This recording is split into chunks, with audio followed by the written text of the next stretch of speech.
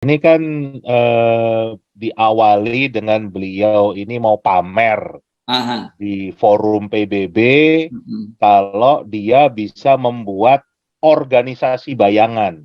Dia Ya. menyebutnya shadow organization, walaupun terus dia ngeles, bilangnya shadow itu adalah cermin. Saya Aha. nyari di kamus shadow bukan cermin sih kan, tapi ya nggak apa-apa lah, mungkin bahasa Inggrisnya beda ya kan. Ya, ya. Jadi dia bilang ini shadow organization, jadi organisasi bayangan yang nempel ke Kemendikbud, tapi bukan vendor. Dia bilang begitu. Aha. Ya, ya.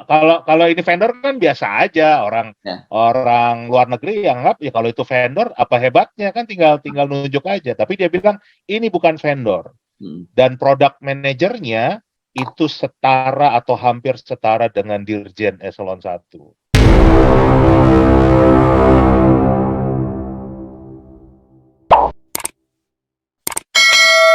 Halo, halo, assalamualaikum warahmatullahi wabarakatuh. Apa kabar Anda semua? Semoga selalu dalam keadaan sehat walafiat. Jangan bosan ya kalau saya menyapa Anda dengan keadaan sehat walafiat. Sehat itu sekarang hal yang mahal. Tapi kalau sehat, akal dan pikirannya ya. Wah, itu luar biasa mahal. Dan kali ini saya akan mengajak Anda untuk mendiskusikan satu topik yang saya kira sangat menarik dan menjadi concern kita semua berkaitan dengan dunia pendidikan. Dalam hal ini, Menteri Pendidikannya yang kita bicarakan, yakni Nadiem Makarim yang kemarin dihabisi di DPR. Ini berkaitan dengan adanya tim bayangan. Katanya ada 400 orang yang manajernya aja sekelas dengan dirjen. Dan itu kemarin dipertanyakan oleh sejumlah anggota DPR. Heboh sekali ya Komisi 10 itu.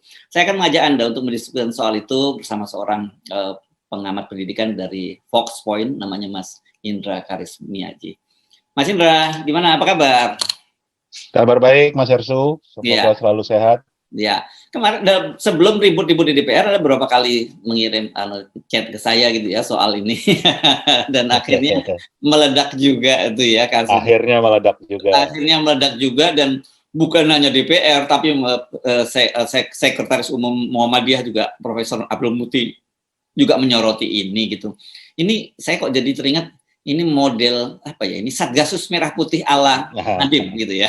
nah, kurang lebih gitu, Mas. Ini Ya gitu ya. Satgasusnya Kemendikbud. Nah, gitu.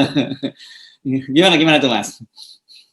Ya, ini kan diawali dengan beliau ini mau pamer Aha. di forum PBB Mm-mm. kalau dia bisa membuat organisasi bayangan.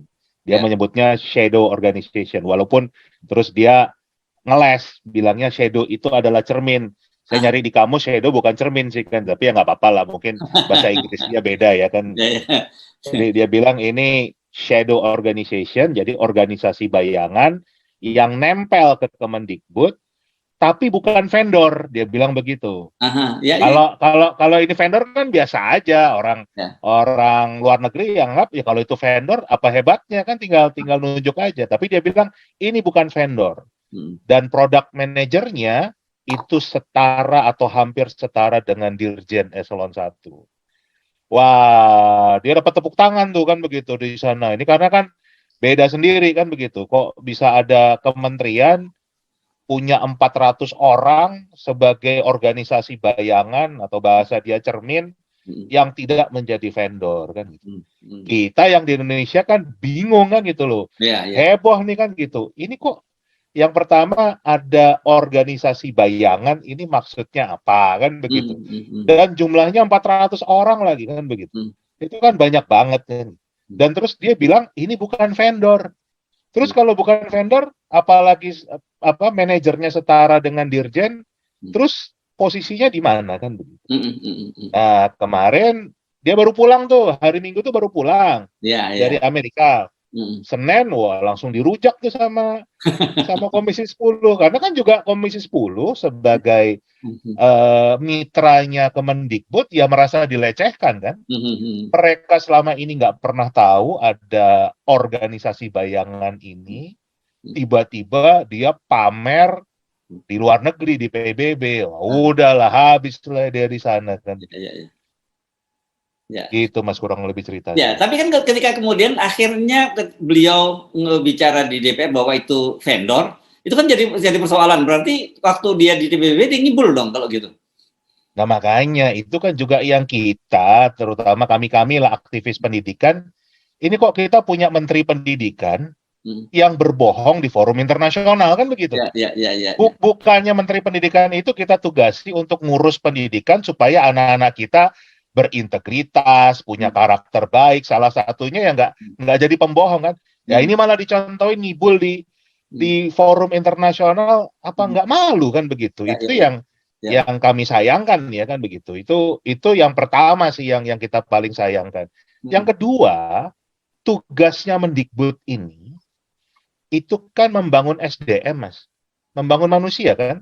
Tugas Mendikbud itu kan sebetulnya di pendidikan membangun manusia Indonesia supaya menjadi generasi emas. Kan begitu.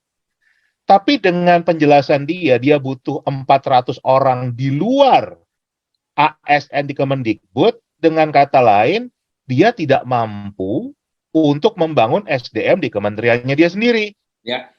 Kalau dia nggak mampu membangun SDM di kementeriannya sendiri, apa ya dia akan mampu membangun SDM Indonesia? Jadi saya berapa kali menyampaikan membangun manusia tidak semudah membangun aplikasi Ferguson kan.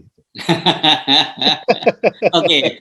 Nah sekarang kalau kemudian itu disebutnya vendors, ini kan berarti juga jadi pertanyaan, karena ini proyek besar ya, ada 400 orang, itu nggak mungkin penunjukan langsung, apalagi kalau level manajernya sekelas dirjen gitu. Kan ini juga harusnya juga diketahui dong oleh Komisi 10 soal ini.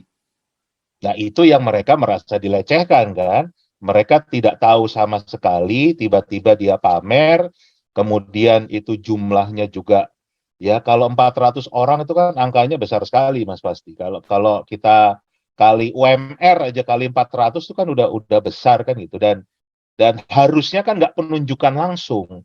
Tapi kita juga nggak pernah dengar nih ada lelang untuk ahli-ahli apalah ya, saya nggak tahu juga yang dikerjakan sebenarnya apa, tiba-tiba muncul kan gitu. Dan ini yang saya takutkan ya jangan-jangan aturan keuangan negara juga ditabrak sama Mendikbud kita nih. Mungkin masih berpikir ini adalah perusahaannya dia sendiri gitu, bukan kementerian yang punya aturan yang betul-betul ketat ya. Ini bukan duitnya dia, ini duit rakyat kan begitu. Itu yang kami semua takutkan. Dan lebih parah lagi, takutnya itu justru nanti kalau ada apa-apa, ASN-nya, PNS yang dikorbanin, Mas. Jadi kan suruh jadi tukang stempel nih, suruh ngikutin menterinya. Nah, nanti tahu-tahu ada masalah dengan BPK, dengan KPK, ini yang dijeblosin nanti PNS-nya kan begitu. Itu mudah-mudahan nggak sampai ke sana lah.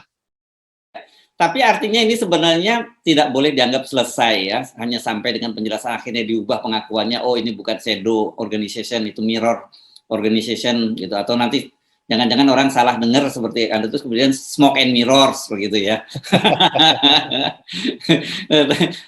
dan kemudian juga pertanggungjawabannya bagaimana? Ini kan masih panjang ceritanya ya, tidak cukup hanya berhenti bahwa kemudian pernyataan di PBB itu diralat di depan Komisi 10.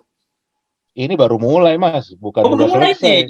Ini baru mulai kan gitu. Dengan Komisi 10 mengangkat seperti ini, itu kemarin BPK juga bergerak.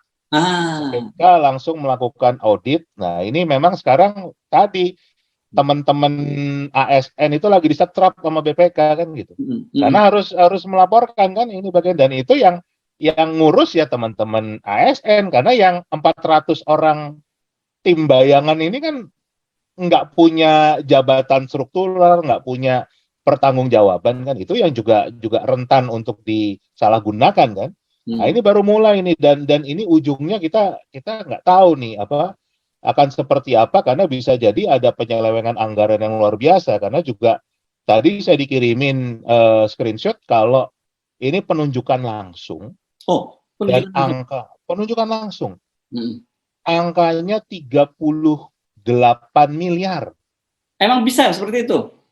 Setahu saya di negara ini di negara Indonesia itu maksimal 200 juta. Nggak tahu di negara yang lain. Nah ini saya nggak tahu nih kementeriannya di negara mana nih. Jadi setahu saya itu 200 juta, tapi ini kok bisa 38 miliar. Itu masih ada yang lain ya, ada yang 27 miliar, ada yang, karena kita bicara 400 orang, ini kan angkanya tinggi sekali. Itu Mas. Jadi ini baru mulai.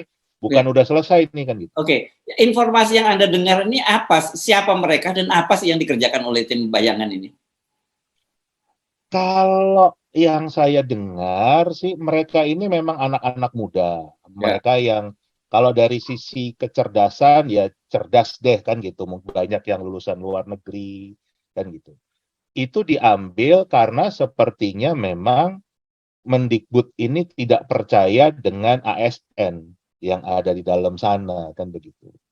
Jadi sudah pandangannya negatif ya, jadi beliau memasukkan anak-anak muda ini, tapi ya anak-anak muda ini kan sama sekali nggak punya pengalaman bidang pendidikan, nggak punya pengalaman di bidang birokrasi juga. Jadi banyak memang kita bisa lihat kan kebijakan-kebijakan yang diambil selama 3 tahun ini kan gaduh terus, ngawur terus kan begitu. Termasuk yang terakhir RUU Sisdiknas itu betul-betul sampai ditolak, yaitu karena sebetulnya isinya ngawur kayak kayak anak kuliah lagi bikin proposal skripsi yang ditolak kan gitu. Isinya benar-benar nggak nyambung dan memang sepertinya karena anak-anak muda yang membuat nggak punya pengalaman jadi begini dan yang ASN-nya itu dipinggirkan semua, disingkirkan semua, harus patuh pada anak-anak muda ini. Itu yang info yang saya dapat di dalam ya. Tapi kan mereka nggak berani teriak kan gitu. Kalau teriak, wah itu udah banyak yang diparkir, banyak yang nggak dikasih jabatan. Itu yang saya dengar seperti itu. Dan iya, Anda tadinya menyebut soal undang-undang Sisdiknas. Jangan-jangan dicurigai ini kenapa undang-undang produknya seperti itu juga karena adanya tim bayangan ini gitu. Oh kalau saya justru yakin karena kalau mereka yang menyusun ini adalah orang-orang ASN Kemendikbud sendiri, pasti jauh lebih rapi. Karena mereka sudah tahu ini harus naskah akademiknya dibuat dulu, harus ada uji publiknya juga terbuka, semua orang dibuka. Ini kan nggak sangat tertutup karena memang sebetulnya gini Mas, kenapa orang kayak saya itu nggak pernah lagi nih ya diundang di Kemendikbud. Karena yang anak-anak kecil ini nggak akan berani berdebat dengan orang seperti saya kan begitu, ya kan? Karena Anda saya punya terus kritik aja gitu, jadi dianggapnya begitulah. Tapi kan saya bicara itu ada datanya, ya kan? Nggak cuma asal jeplak aja, tapi ada datanya dan bahkan saya bisa memberikan solusinya. Nah, tapi karena ini anak-anak muda ini memang sebetulnya nggak punya pengalaman, makanya kan kita lucu, Mas. Sampai hari ini seperti RUU Sisdiknas, kita nggak pernah tahu siapa tim penyusunnya. Kurikulum Merdeka kita nggak pernah tahu siapa tim penyusunnya. Kebijakan-kebijakan kita nggak pernah ada timnya kan gitu. Karena memang jangan-jangan memang bukan para ahli, bukan para pakar yang menyusun. Yang kita nggak pernah tahu ini di Google itu siapa orangnya kita nggak pernah tahu. Itu yang kami curigai. Oke, jadi kalau tadi Anda menyatakan ini baru dimulai, ini bakal seru ya peristiwa ini ya. Dan oke, tapi kan Anda sekarang ini kalau kita catat ini juga bukan ini soal kehebohan yang kesekian kalinya kan, banyak sekali kehebohan yang terjadi di bawah Menteri Mas Nadiem ini ya. Jadi kalau buat teman-teman belum lagi kemudian ada persoalan-persoalan guru yang belum diangkat dan sebagainya yang sekarang heboh di mana di media sosial dan sebagainya. Jadi apa sebenarnya yang Anda lihat? Maksud saya apa sungguh yang terjadi ini, Mas Indra? Simple seperti saya sampaikan tadi, Mendikbud yang saat ini ditunjuk oleh Presiden, saya akui orangnya cerdas. Ini aset bangsa. Tapi mungkin keahliannya bukan membangun manusia. Ya kan? Itu butuh keahlian yang sangat berbeda kan begitu. Dia mungkin jago bangun aplikasi. Makanya kalau ditempatkan untuk membangun manusia, ya jadinya gaduh terus seperti sekarang. Kebijakan-kebijakannya sama sekali beliau tidak mampu untuk bahkan membangun SDM yang berada di bawah komandonya sendiri. Kan harusnya kalau orang yang punya tugas membangun SDM, ya dengan siapapun timnya dia bisa bangun dong. Dari nggak bisa diajarkan supaya bisa. Bagaimana diajak dalam tim supaya tujuan bersama itu tercapai. Membangun manusia kan seperti itu. Butuh dialog, butuh diskusi. Nah, sepertinya beliau memang bukan berada di tempat yang tepat. Tapi saya juga nggak tahu kenapa presiden kita tetap saja bertahun-tahun mempercayakan kepada beliau ini, padahal saya sudah rapat dengan Bappenas, itu target pendidikan RPJPN, RPJMN, nggak ada yang kena, Mas. Oh, Jauh semua kan begitu. malah Jadi ditambahin sebetulnya kan jabatannya sekarang. nah, justru itu kan kita jadi bingung kan gitu. Apalagi ya jabatannya Menteri Riset dan Teknologi, kebijakannya nggak pernah ada riset kan begitu. Itulah yang kami menyayangkan. Jadi dengan kata lain, program unggulannya Pak Jokowi, pembangunan SDM unggul, sebetulnya gagal total. Gitu. Jadi ini masih ada waktu untuk memperbaikinya. Kita masih punya 2 tahun kalau memang Pak Jokowi ingin programnya itu berjalan baik lah. Kalau sekarang rusak-rusakan ini, Mas. Oke, sekarang kita ngomongin RU Sisdiknas ya, yang juga Ya. bikin heboh itu. Apa sih catatannya yang sangat serius dari undang-undang ini? Yang pertama, ini sudah melenceng jauh dari konstitusi. Jadi tadi ini loh, jangan-jangan anak-anak muda ini memang nggak pernah belajar tentang undang-undang dasar kita kan, tentang Pancasila. Simpel aja Mas, sekarang mereka itu bikin profil pelajar Pancasila. Saya tuh bilang begini, wah memang ternyata benar ya, kemampuan matematika bangsa Indonesia itu buruk sekali. Buktinya Pancasila itu silanya ada 5, tapi profilnya ada 6. Jangan-jangan salah ngitung kan gitu. Gimana ceritanya? Nah, itu salah satu yang dibuat di RUU Sisdiknas kan gitu. Jadi profil pelajar Pancasila itu ada 6 kan gitu. Kalau kayak dulu butir-butir Pancasila di 36 mending lah ya, banyak gitu sekalian. Ini tanggung banget dari 5 jadi 6 kan begitu. Itu kenapa juga nggak pernah ada kajian akademisnya, nggak pernah ada naskah akademik. Jadi itu melenceng dari sana. Kemudian dari konstitusi, mereka ini berupaya untuk menggeser tanggung jawab pemerintah sebagai lembaga yang bertanggung jawab untuk mencerdaskan kehidupan bangsa. Itu kan clear di konstitusi mengatakan tanggung jawab mencerdaskan itu di pemerintah, bukan di Mas Hersu, bukan di saya, bukan di ormas, bukan di lembaga manapun, bukan pihak swasta, bukan masyarakat, tapi pemerintah. Nah itu di RUU Sisdiknas dihapus tuh Mas. Bahkan sampai menteri di Undang-Undang Sisdiknas yang lama, Undang-Undang Nomor 20 tahun 2003, menteri adalah penanggung jawab urusan pendidikan nasional. Di draft yang baru, Menteri Pendidikan adalah penyelenggara urusan pendidikan. Jadi kan sudah menggeser dari apa yang tertulis di konstitusi, dan banyak lagi yang lain juga, misalnya seperti mereka itu mendorong yang namanya pendidikan itu menjadi hanya persekolahan. Padahal nama pendidikan itu kan juga kita bicara pendidikan di rumah, pendidikan di masyarakat kan gitu. Jadi bukan hanya ngurusin sekolah saja. Dan yang paling aneh itu adalah urusan wajib belajar. Wajib belajar itu dibuatnya 13 tahun, tetapi warga negara wajib untuk ikut membiayainya. Ya kan? Ini berusaha membodohi kita, atau mereka nggak ngerti sih konsep yang namanya wajib belajar itu bukan warga negara menanggung, tetapi justru negara itu memberikan layanan pendidikan secara gratis. Itu yang namanya wajib belajar. Jadi mereka kebalik nih. Berpikirnya wajib belajar itu adalah orang tua diwajibkan menyekolahkan anaknya.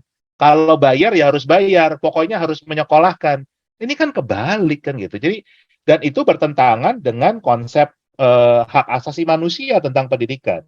Nah, inilah contoh-contoh problem mendasar yang memang harus kita perbaiki bersama, dan ternyata memang di dalam draft kita baru menyadari konsiderannya itu tidak lengkap. Jadi Undang-Undang Dasar itu pasal 31 ayat 1 dan 2-nya nggak jadi konsideran. Nggak tertulis kan gitu. Nah ini pasti juga anak-anak muda ini lagi nih, jangan-jangan yang karena nggak belum menguasai tentang konstitusi kita, yang masih belum punya pengalaman, kelupaan. Sama kayak waktu dulu PP 57 kan, kelupaan memasukkan pelajaran Pancasila misalnya kan, lupa gitu.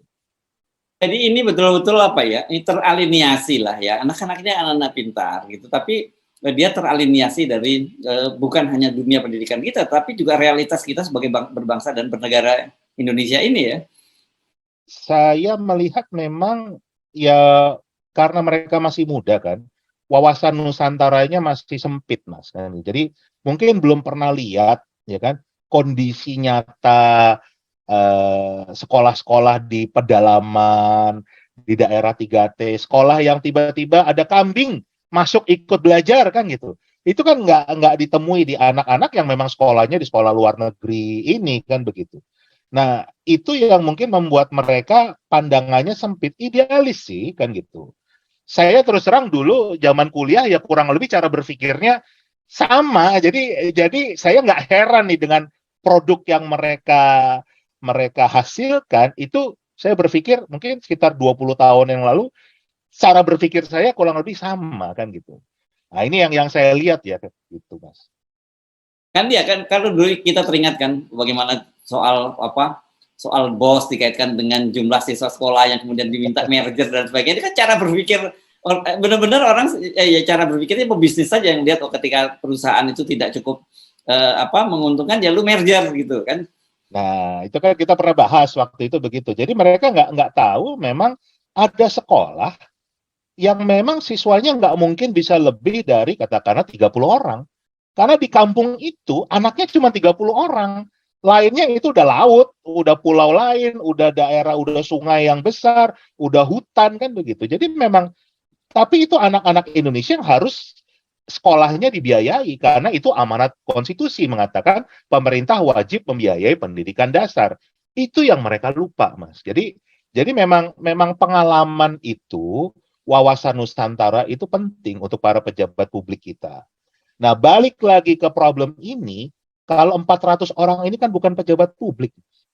Jadi kan sangat rentan sekali produk seperti ini, ya kan, dihasilkan oleh mereka yang tidak punya tanggung jawab secara kenegaraan, tapi dibuat seolah-olah ini adalah produk kementerian, kan bahaya, Mas.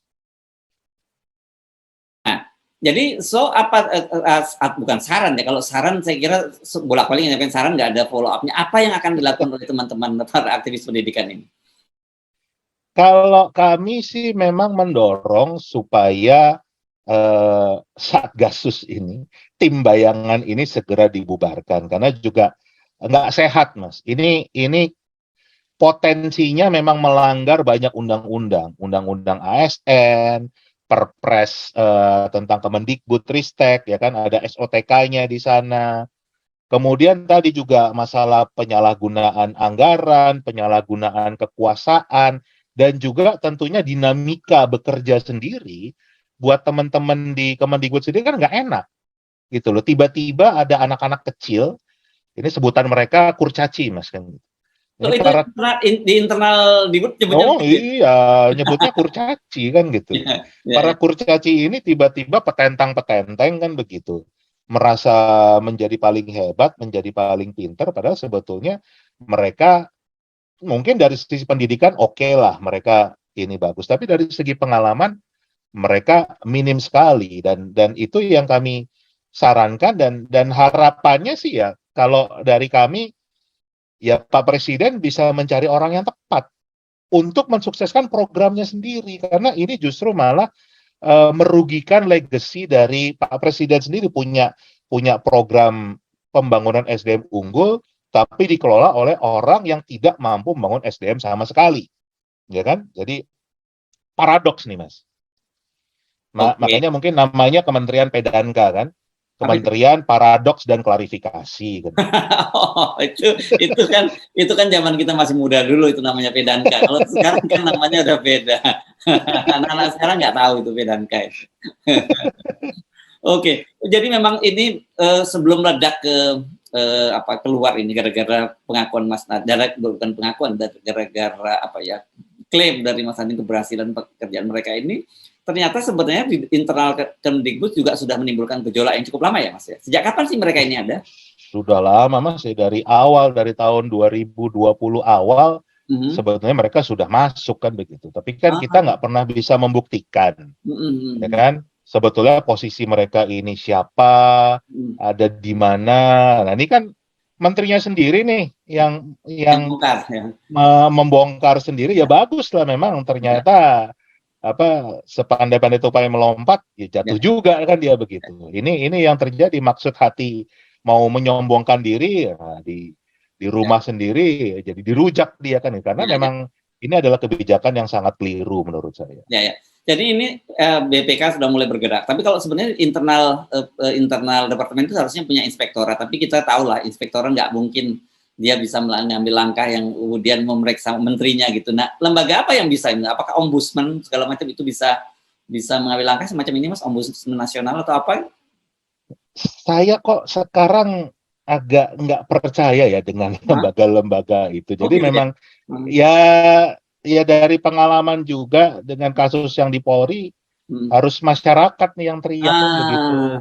Begitu masyarakat teriak, barulah terjadi ini ya upaya perbaikan kan gitu. Jadi ya beruntung sekali kita berbagai kalangan aktivis pendidikan merasa ini nggak beres, kita berteriak semua dan akhirnya terbongkar juga kan. Nah kita akan terus berteriak sampai memang ada perubahan yang nyata kan begitu. Ini kita makanya belum tahu nih Mas, ini baru mulai Mas, ujungnya bagaimana kita belum tahu.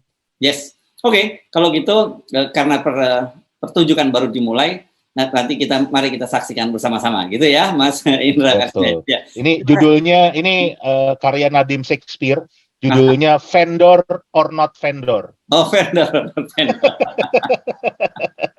Terima kasih Mas Indra Karismiaji, seorang praktisi pendidikan dari Fox Point Indonesia. Demikian tadi wawancara saya dengan Mas Indra Karismiaji soal tim bayangan. Wah, itu tuh yang kita sebut sebagai tim Satgasus di Kemendikbud. Mari kita saksikan pertunjukan berikutnya, karena seperti yang dikatakan oleh Mas Indra tadi masih akan sangat menarik. Saya Arif dari Forum News Network. Sampai jumpa lagi. Assalamualaikum warahmatullahi wabarakatuh.